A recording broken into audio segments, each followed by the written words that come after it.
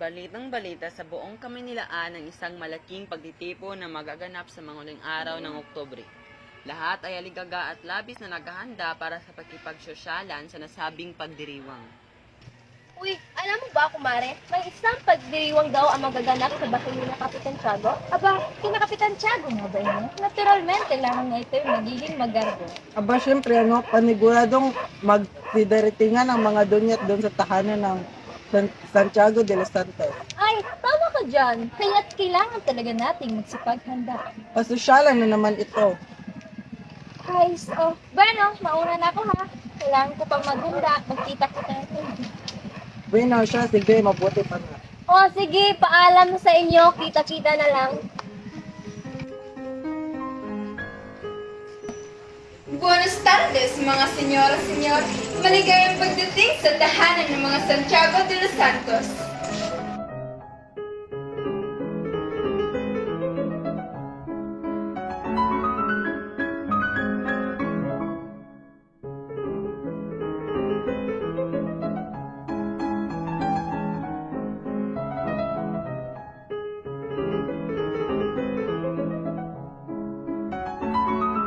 Magandang gabi po, Tia Isabel.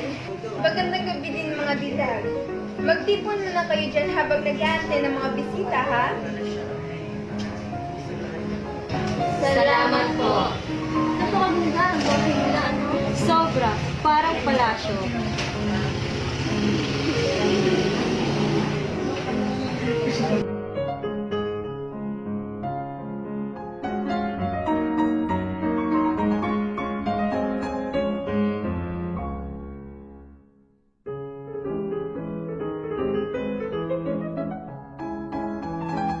Hindi ba ninyo batid na marami sa mga Indyong mamang? Padre Damaso, hindi rin ba ninyo batid na nasa tahanan tayo ng isang Indio? Maaari mong masaktan si Kapitan Tiago. Ha? Matagal nang ipinalagay ni Tiago na siya'y hindi isang Indyo. Inuulit ko, wala nang makakatalo sa kamangmangan ng mga Indyo.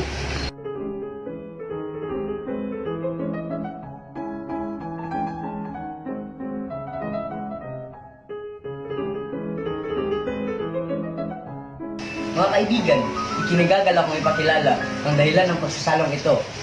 Ang anak ng nasira kong kaibigan, si Don Crisostomo Ibarra. Kakarating lamang niya mula sa Europa.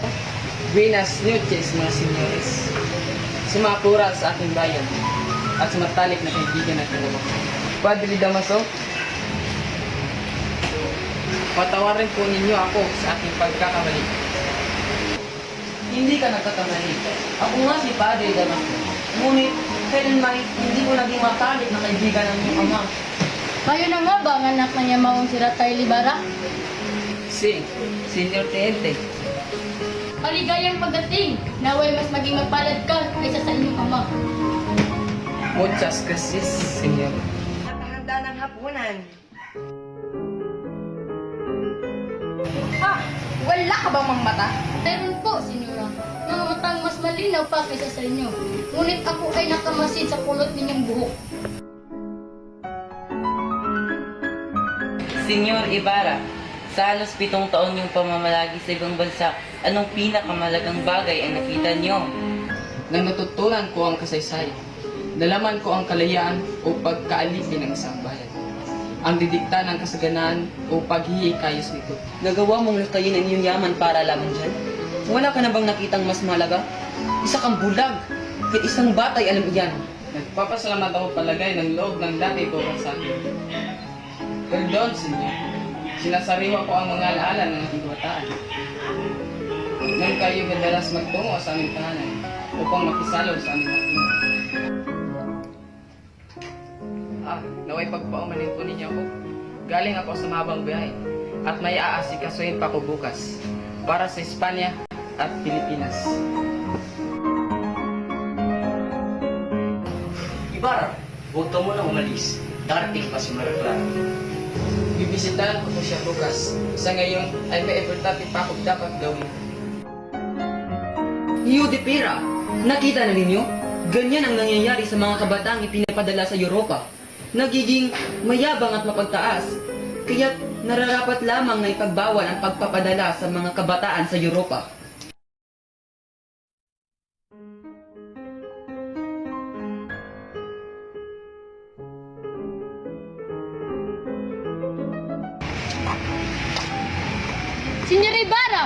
kliyente. Mag-ingat kayo, senyor. Maging aral sana sa inyo ang nangyari sa inyong ama. Dila may nalalaman ka tungkol sa pagkamatay ng aking ama. Maaari ba ninyong sabihin sa akin? Wala ba kayong nalalaman? Sa pagkakalam ko, namatay yung ama sa loob ng bilangguan. Sa bilangguan, nakakulong aking ama. Di kaya kayo ay nagkakamali lamang. Ako ay hindi maaaring magkamali. Ang iyong ama ay namatay sa bilangguan, si Rafael Ibarra, na siya ay pinagbintangang irihi at filibustero ni Padre Damaso. Noon ay mayroong isang Kastilang mangmang at masamang ugali na naging kolektor ng buwis.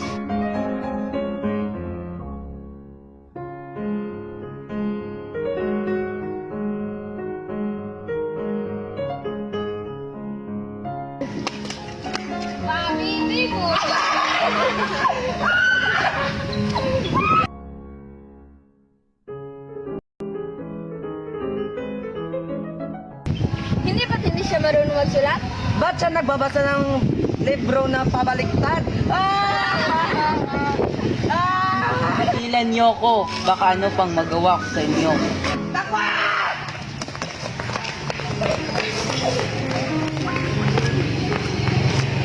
Ikaw, anong sinabi mo? Wag po, namibiro lang po ako. Wag po, namibiro lang po ako. Tawan mo ang bata. Hindi ako papayag, nasaktan mo siya. Sa kasamaang palad, ilang minuto lamang ay namatay ang kolektor. Dahil dito, hinuli ang iyong ama at ikunulong. Pinakpul siya ng lahat at pinagbintangan kung ano-ano. Dahil sa kabiguan niyang makalaya, nasira ang kanyang kalusugan at sa bilangguan siya namatay. Kaya pala hindi nisabi ni Kapitan Tiagong dahilan. Ama ko.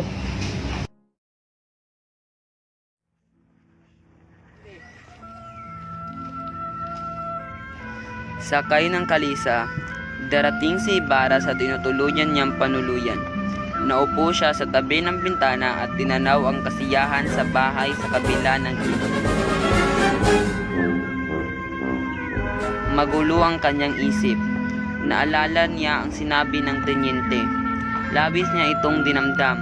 Ngunit napawi ng pandalian ang kanyang pag-iisip nang matanaw niya si Maria Clara.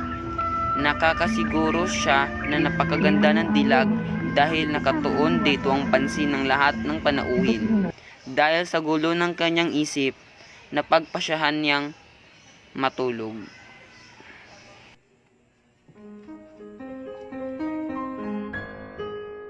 Si Kapitan Tiago ay nag-iisang anak ng isang negosyante ng asukal sa bayan ng Malabon.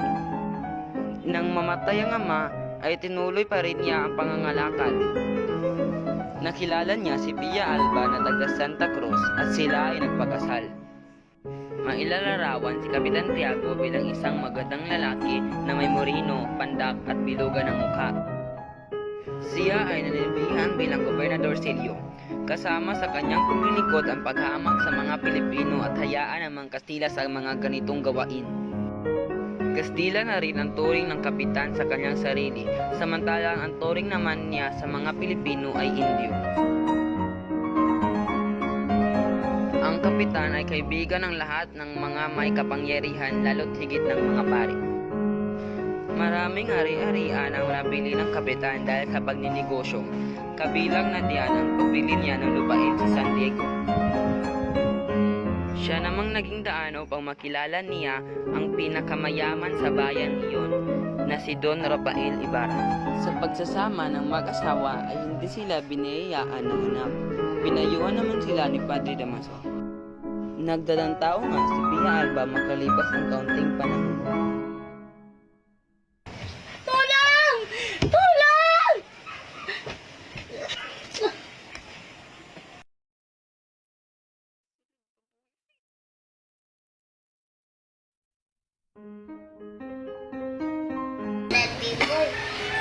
Ngunit si Pia Alba ay pinasulitin ng pagkakasala ang pagtutuyang mamatay pagkatapos nitong manganak.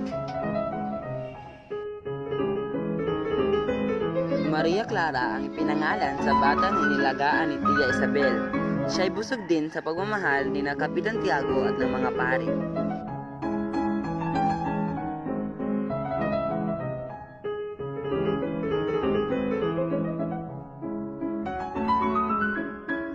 Sina Kapitan Tiago naman at Don Rafael ay nagkasundong ipakasal sina Maria Clara at Ibarra sa takdang panahon.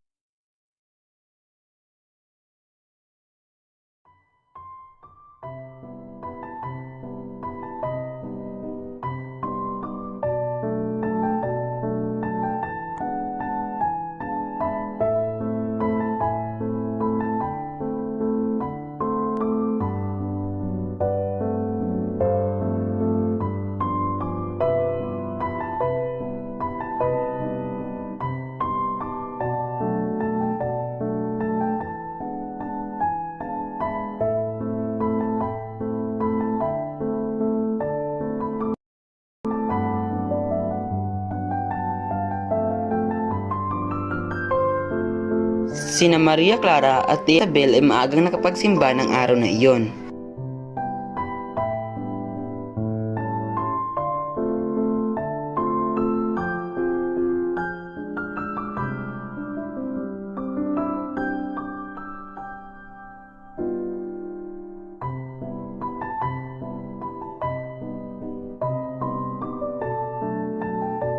Naglinis ng bahay si Tia Isabel dahil sa mga kalat bunga ng hapunan na nakaraang gabi. Si Kapitan Tiago ay nagbuklat ng mga kasulatan tungkol sa kabuhayan.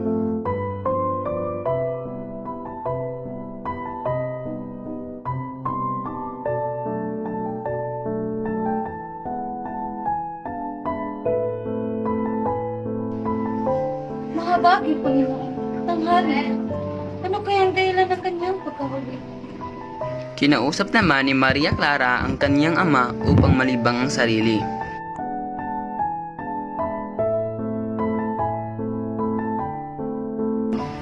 Magandang araw, Tia Isabel. Nais ko sana makausap si Tia.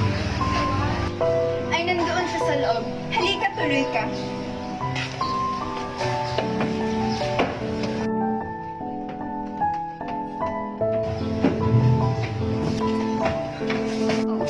Kumuistas, Ibarra? Salamat naman ay dumalaw kang muli sa aming tahanan. Magandang tanghali, Don Tiago. Nais ko sana makausap ang iyong anak. Abay, sige. Marita, nais kang makausap ni Ibarra. Maswerte ako at naipagsunod tayo ng ating magulang upang kasal. Dahil kung hindi, ay hindi na ako makakita pa ng isang babaeng katulad mo. Napakatamis ng dila, Sus ko. Siguro dahil dyan naglihag mo ang maraming kababaihan sa bansang inyong napuntahan. Isa na magandang obra ng Diyos ang aking sinisita. Bakit pa ba ako maghanap ng iba? Sinungaling, hindi ako makapaniwala sinira mo ang iyong mata. Pagdating sa ganda ng ibang dilat sa iyo. Ang kagandahan ay nasa panlasa ng tao. Ito ay naroon sa taong sumusuri ng kagandahan. At mula sa aking puso, sinasabi ko sa iyo na ikaw ang aking pinakainiibig.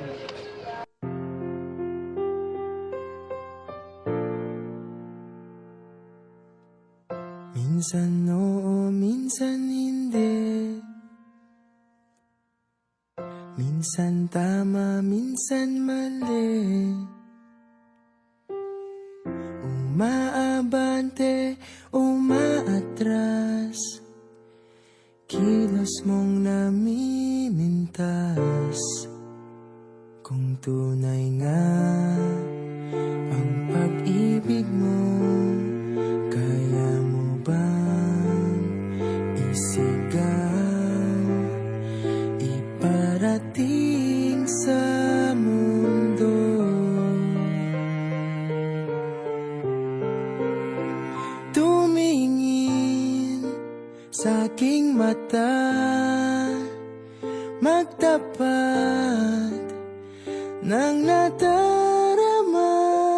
Di gustong ika'y mawala dahil handa. Patawad ang isinta, ngunit kailangan kong lisanin ng iyong tigil. Bukas ay Todos Los Santos, kaya't kailangan kong pumunta ang isang tao doon upang tulungan ako bukas. Naintindihan ko, Ibarra. Naway na makapaglakbay ka ng ligtas at matiwasay. Paalam, ina.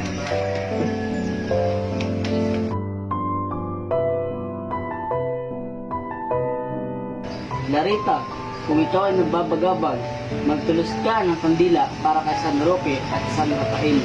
Paniguradong gagabihan nila si Ibarra sa kanilang paglalakbay. Sige po, Ama.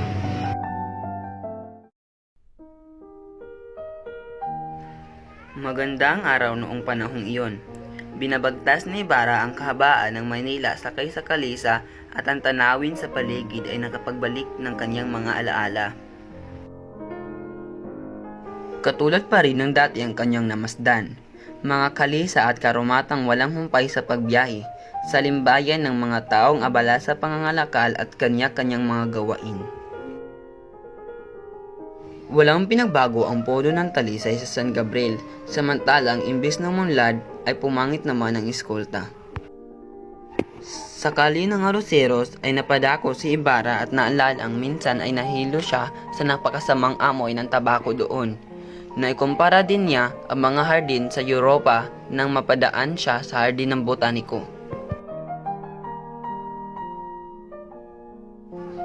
Ang buong Maynila para sa kanya ay walang pinagunlad, bagkus ang mga gusali ay nilulumot lamang ng panahon.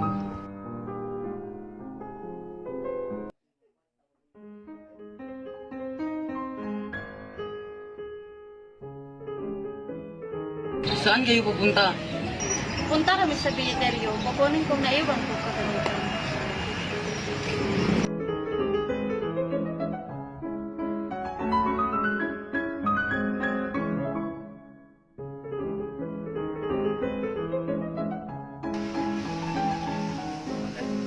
Kapitan Tiago. Oh, Padre Damaso. Ano po ang dahilan at napadalaw kayo ngayon? Kailangan natin mag-usap, Kapitan Tiago.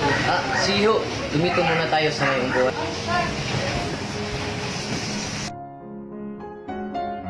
Sana ay maintindihan ninyo na ikaw ay isang makapangyarihang tao dito sa San Diego.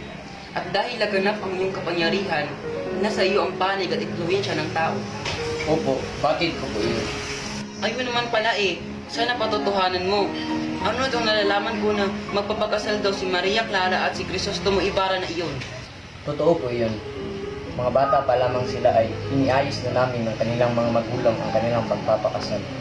Kung gayon para saan ata ako ang ninong ni Maria Clara? Hindi niyo rin pala pinapaalam sa akin ang buhay ng aking inaanak. Ay, nakakadismaya. Bueno, ayoko nang maulit ang kabalbalang iyan. At pagkatiwalaan mo ang aking pagpapasya.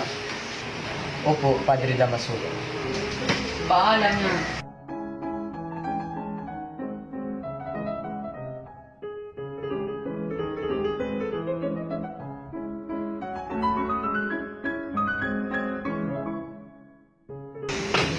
Nalilito na ata ako.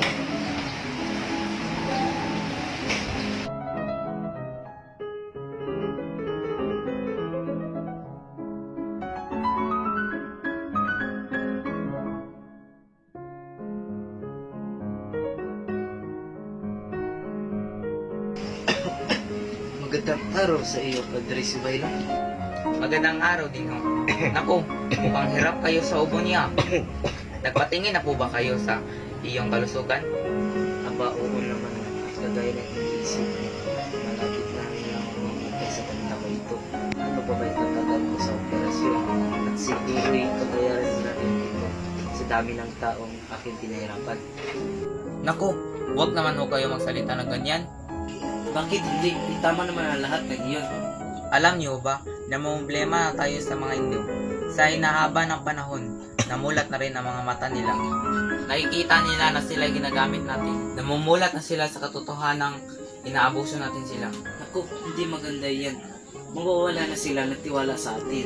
At dahil doon, mawawala na ang mga kapangyarihan ng Kastila sa Pilipinas.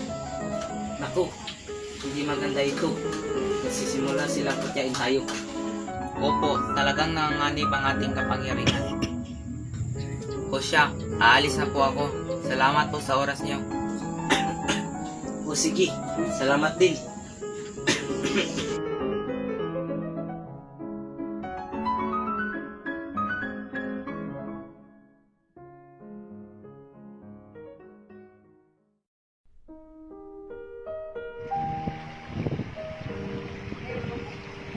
Ang San Diego ay matatagpuan sa baybayin ng lawa at may malawak na kabukiran. Isa itong maalamat na bayan sa Pilipinas.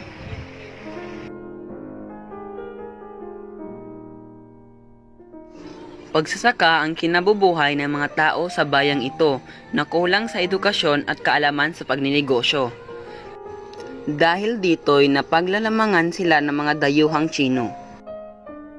May isa umanong matandang Kastila ang dumating sa bayan ng San Diego ayon sa alamat. Ito raw ay matatas magtagalog at malalalim ang mga mata. Ito di umano ay bumili ng gobat sa pook na iyon, kung saan ang kanyang ipinambayad ay ang kanyang mga ari-arian tulad ng damit, alahas at salapi. Kinalaunan ay natagpuan ng matanda na nakabitin sa puno ng isang baliti. Ito ay naging sanhi ng pagkatakot ng mga tao doon kaya't sinunog ng ilan ang mga damit ng matanda at itinapon naman ang kanyang mga alahas sa ilog.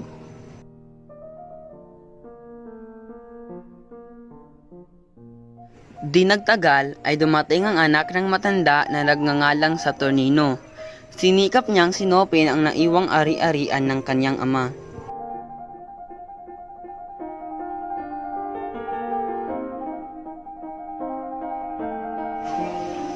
Siya ay nakapag-asawa ng isang taga Manila at nanirahan sila sa San Diego.